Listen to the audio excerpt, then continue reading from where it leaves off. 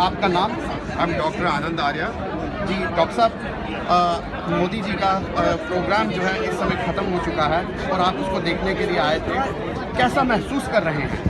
Well, I feel we have a very free and frank talk with the Modi ji, and what I was really impressed with that he spoke from his heart, and he did not had any prepared speech, and he spoke very truthful things.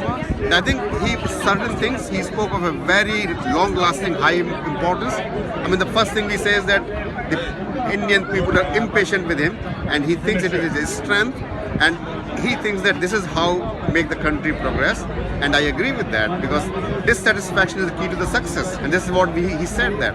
And then he said something about his whole personal journey, and he said very clearly he doesn't want anything for himself, he wants everything for the country, and I think he was very dignified, very genuine, and he kept the audience spellbound.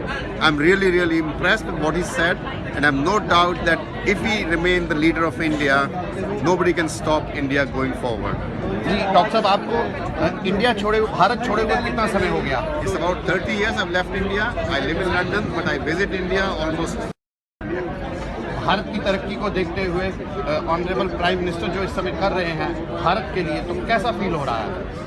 I mean, he's doing great, and what I feel is that society or the Indian population has to come along with him. As he said very clearly, government alone cannot do anything. It is the government and society, they have to do the things together. And what I feel is a lot of improvement need to be done in Indian society.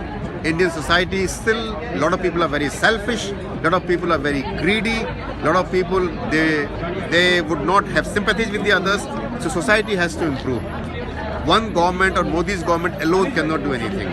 If society helps with the government, they both go together. There's nothing which can stop India as a rising superpower in the world. Thank you doctor Saheb, thank you.